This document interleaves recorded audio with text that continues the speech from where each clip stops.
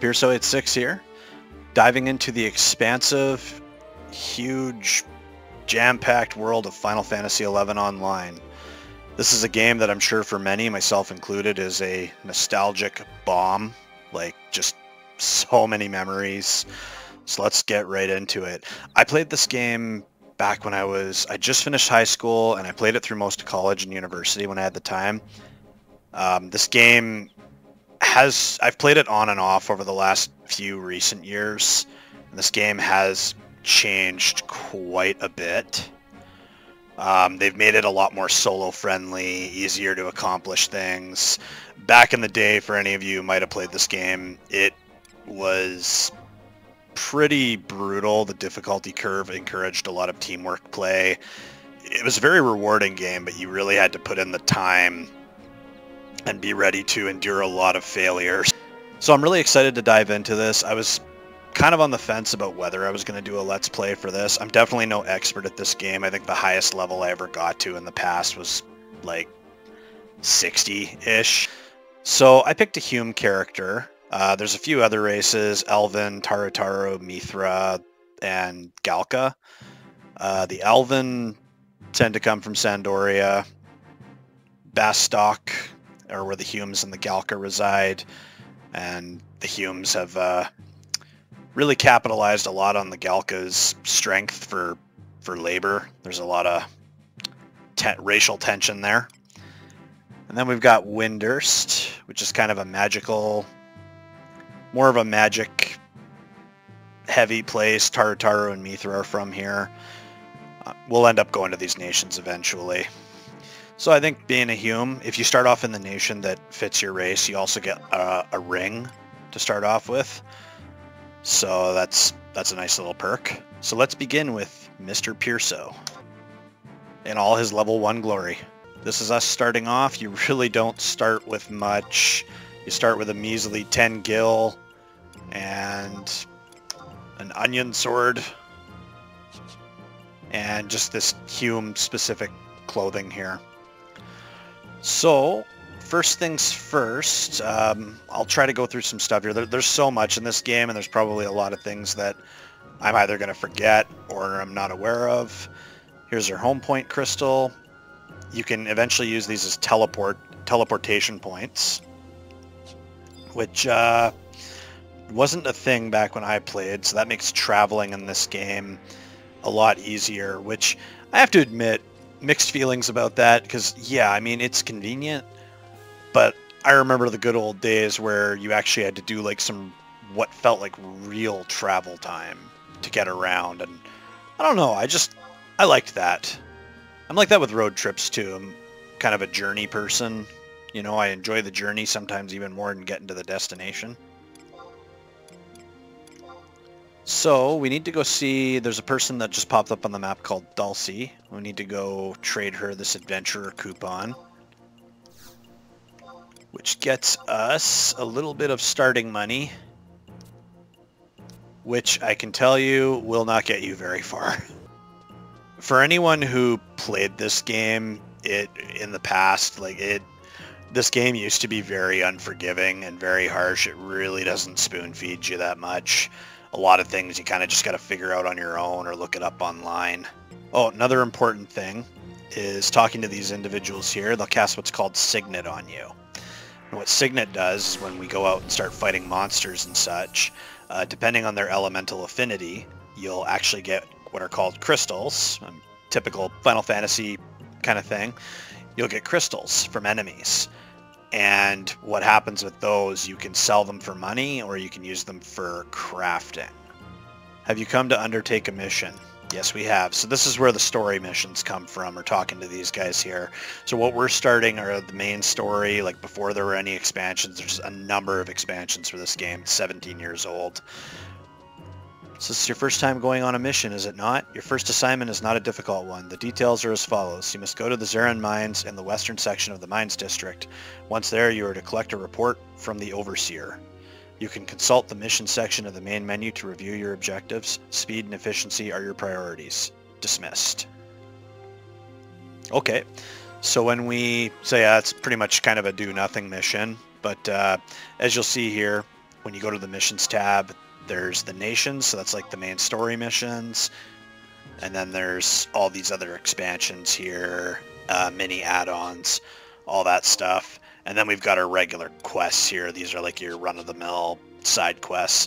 Some of those I think will show up on video. There might be some stuff that I do where I just do it off camera. There are some parts of this game that are a little grindy, monotonous.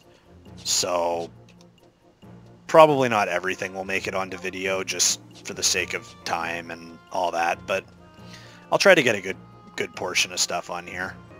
So as we're going around Bastok and other nations, other places we go to, it's important to keep an eye out for these home point crystals, because using them, they just become an easy way of travel. So this crystal up here, we're going to go touch it, and then we would basically be able to warp back to that crystal we were at before. Sometimes if you're going really far, you do have to pay some gil to teleport. Sometimes there are certain, it's called like a Mog tablet thing or something like that, the higher level players do, where sometimes these things called Mog tablets will all be found, and then the teleports end up being free for everybody for a little while.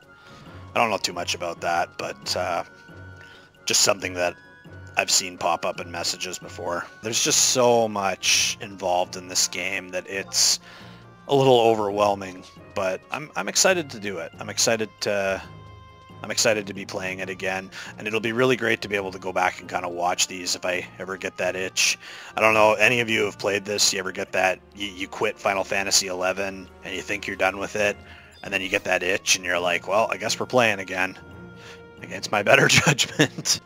So now we're in Bastok markets. The maps can be a little confusing if you don't know what you're doing, but we're basically making our way down south to the Bastok mines so that we can go to the Zarin mines. So the first mission in this is pretty easy, pretty do nothing. It's just run-of-the-mill pick up and deliver mission. And we're in Bastok mines, just about to where we need to go. Another thing to point out, when I last started playing this, wasn't even aware this was a thing. There's a thing here called Records of Eminence, and this gets you what are called sparks, which kind of go with that whole solo-friendly angle the game's gone with now. And we're going to see a lot of shouts and yells popping up in the chat there. So basically we can go to our objective list, and right now we don't have much. Tutorial, basics. Speak to one of the following Records of Eminence guides. So we'd want to speak to Isakoth. Okay. And then we'll get, that basically gets us started on that whole thing. So we'll go and do that a bit later. I might even do that off camera. I'm not sure yet. So here we are at the entrance to Zarin Mines. Let's go in. Who was it that we needed to find again? Sometimes these missions don't give you a lot of information. Collect Overseer Makarim's report from the Zarin Mines, the western section of the Bastok Mines District. Said report to Sir Naji, a musketeer stationed near the President's office. If you've played this game before, you know that something like a bunny rabbit or a little group of bats can absolutely murder you when you're level 1. You can strength check enemies. It goes on a measuring of too weak to be worthwhile, which means you won't even get experience points. Easy prey. Decent challenge, even match, tough, very tough, incredibly tough.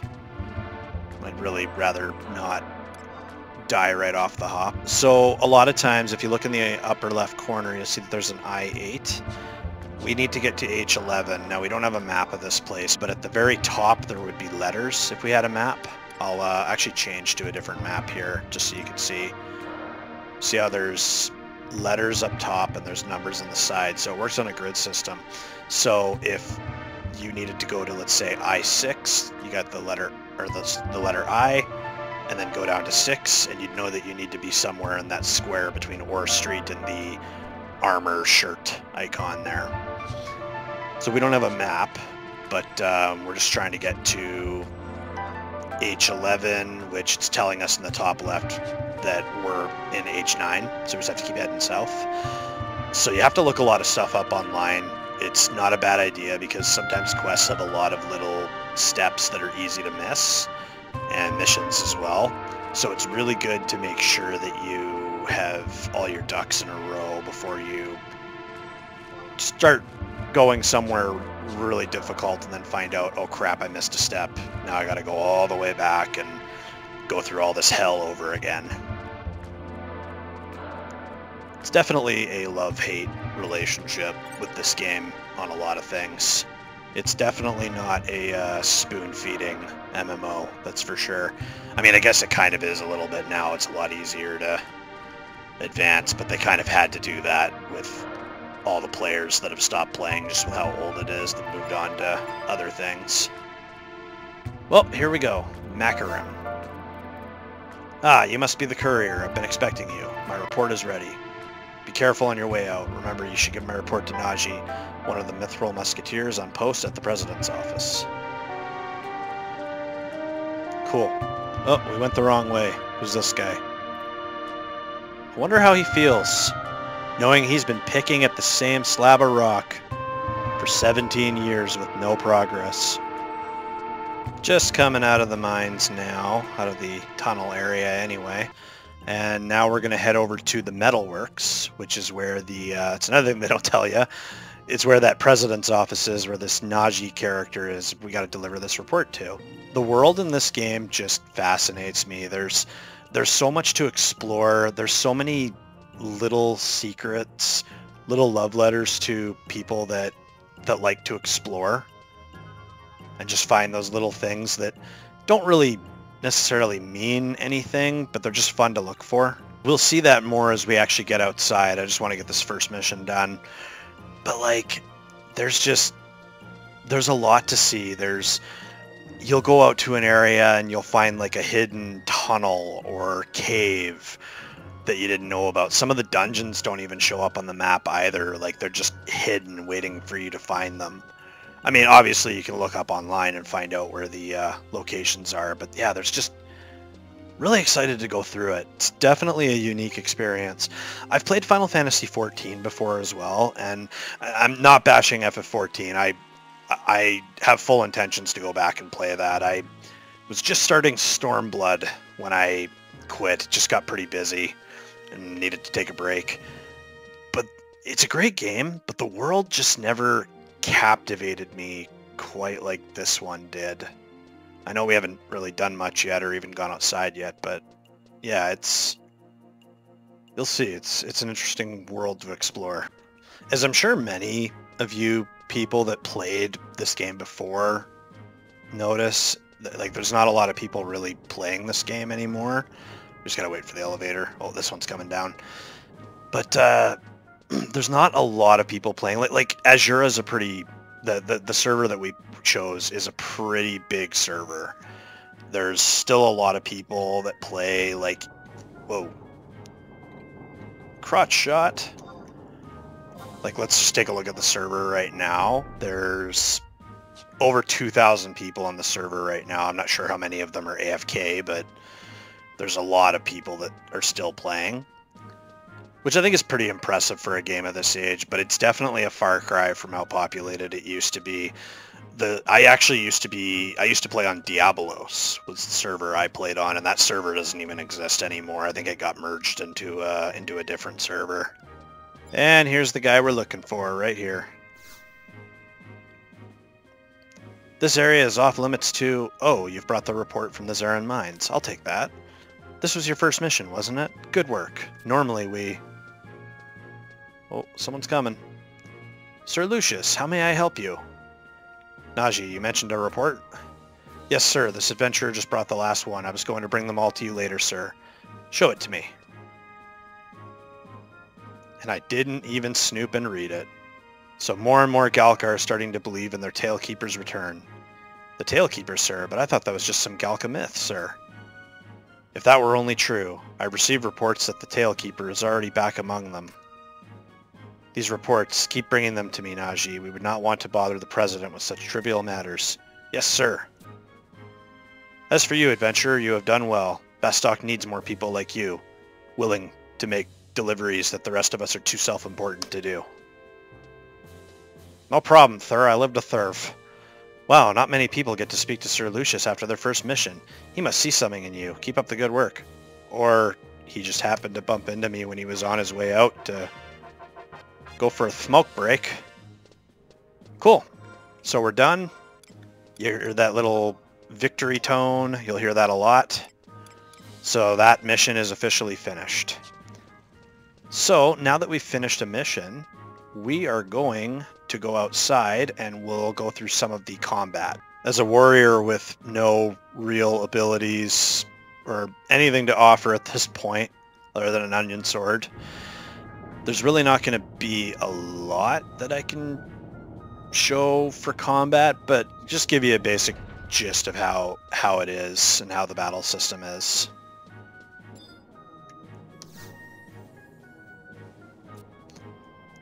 So we're going to go ahead and use this home point, and let's go to Port Bastok, and it'll show you kind of where you are. So this one is right by the gate, and there's no fee for teleporting because we're teleporting within town. Think of it like long distance charges. Alright, Mrpierso has successfully delivered a letter.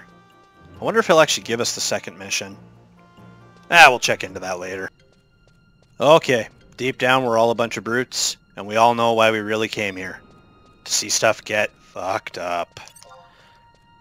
So, you target an enemy. Oh, you also do that strength check thing there. So this one's coming up as a decent challenge. We're level 1, so pretty well everything's a decent challenge to us. Or swift, terrible death. So as you can see, the character just starts swinging on their own. We get skill ups as we do things. Sword skills going up, parrying skill. We don't have a shield yet. I'm usually a sword and shield kind of guy. The one fun thing about this game is you can actually play every job on the same character, which is a neat feature. It definitely makes keeping all your gear organized a bit of a challenge. But every job has its own individual level. I almost forgot too. So I'm going to be really scatterbrained. There's just so much in this game. So we put on the Bastok ring, which gives us dexterity +1, vitality +1, HP +3. At this point, we'll take whatever we can get. And here we've got this treasure chest. This was kind of just starting to become a thing when I stopped playing back in the day. So this chest here, if you're able to unlock it, you examine the lock, and it's always a number between, I believe it's 1 and 99. You can get a permanent item out of this. Blue chests, if they drop, you don't have to figure out a combination, but they give you temporary items which will disappear when you zone out of the area. So the first digit is odd. Combination is less than 25, so obviously the first digit is 1. So let's see if we can get a hint on what the second digit is. Second digit is 1, 2, or 3. Let's go with 12. And it turns out it was 11. The chest vanishes. We will forever know that the first chest I attempted to open in this Let's Play was an epic fail. Alright, let's go kill another bee. So generally, back in the day, you would start in these starting areas and just go out and solo and kill stuff until you got to about level 10, and then you'd start actually going out and seeking out groups and parties. They've put measures in place now just because it's a lot harder to actually find a group now. So they've put some things in place where you can actually get like computer-controlled companions, and also like some bonuses from those field manual books that we'll find out in these areas to give you stats bonuses. And they've also jacked up how much EXP these enemies give. Like back in the good old days, you would never get 300 plus experience from killing a bee in the starting area. So in the top left, you can see a health meter, MP meter. We don't have any spells or magic, so our MP's at 0. And you can also see that blue blinking TP meter. Those are technique points, I believe they're called, or tech points. Eventually, once we get our sword level high enough, we'll actually get a special ability we can use. And if your TP is 1,000 or higher, the higher it is, the more damage you'll do. You can use that weapon skill to try and deal a bunch of damage to an enemy. Okay, first digit, 7, 8, or 9. Second digit is even. Okay, so it's 70, 80, or 90. We've got 2 guesses. I usually like to go with the middle guess because then it'll tell you you have a hunch that it's greater or less. So now we obviously know that it's 90. Second time's a charm. So we got a beast coin and a pot of honey, which you can sell, or there's also some quests that ask for honey. A lot of items you find can be used in run-of-the-mill quests. We've got these worms over here that, let's face it, all of us think they look like penises. You gotta be careful with these guys because if you get too far away from them, I was gonna try to do it, I killed it too fast, but if you get too far away from them, they can actually cast the stone spell and do quite a bit of damage to you at a low level. So with this game, like a lot of MMOs, you can get really distracted from the main story. With this Let's Play, I would like to really have a focus on story, but I also want to have those moments where we just kind of get lost and go off and explore, go out and kill stuff, do quests, just see what this game has to offer. It's basically a giant sandbox where you can just run around and do a lot and see a lot. Some of the game is frustrating, some of it's pretty alright to pick up on. So it'll be a good mix of, like I said before, I don't think everything's going to end up on video because it would just be too much. But we might have 1 or 2 videos where we're focusing on story and then a few more where we're just off doing other things.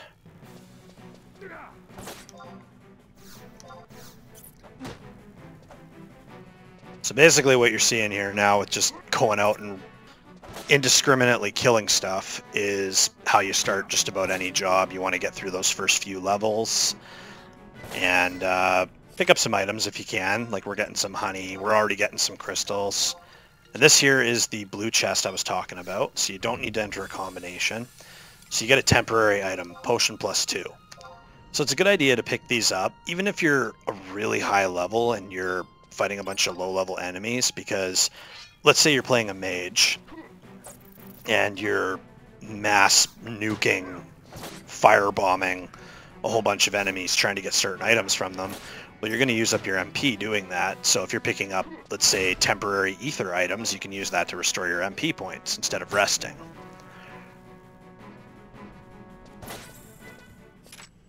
Man, can you imagine if bees were this big in real life? That'd be horrifying. If there are bees that big in real life, please don't tell me. I don't want to know. So I believe when the sword skill gets to level 5, we get our first weapon skill.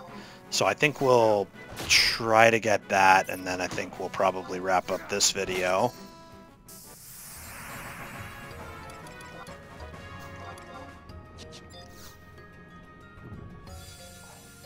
Oh, you found a bee's butt. Oh, we don't need an ether +2. We don't have MP. While we're out in the starting area, one of my favorite things, back when I had a lot more free time on my hands and played this game a lot, I'd play Paladin, which is an advanced job that you have to quest for later.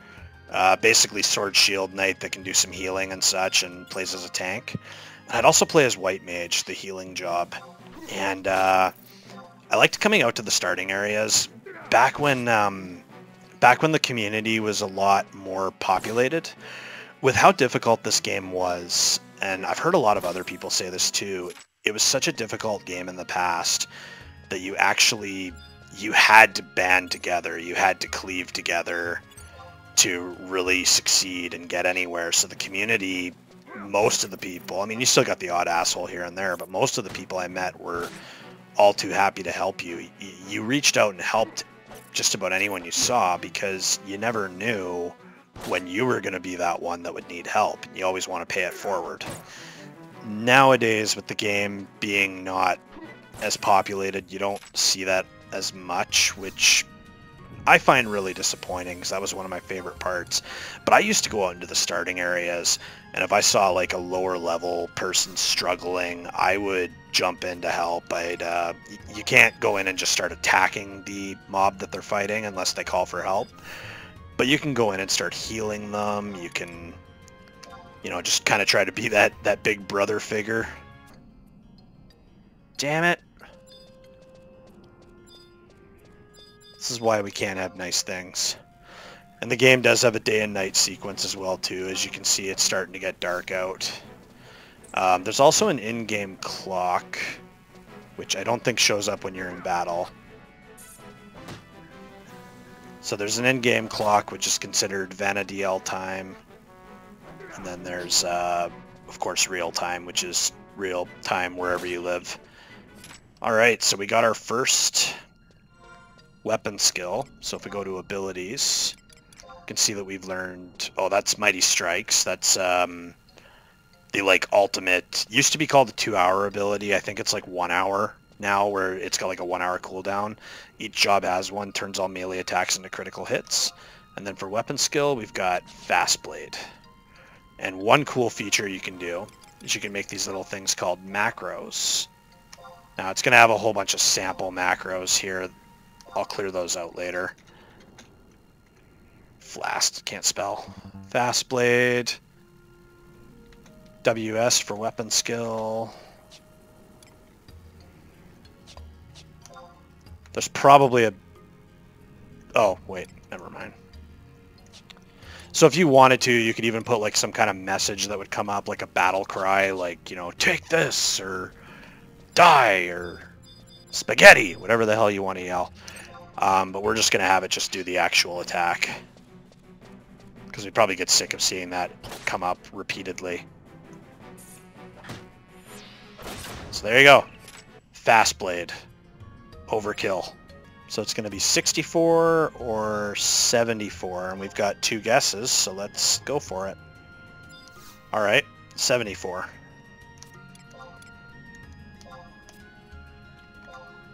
Sometimes they give you a pretty small window to try and figure that out.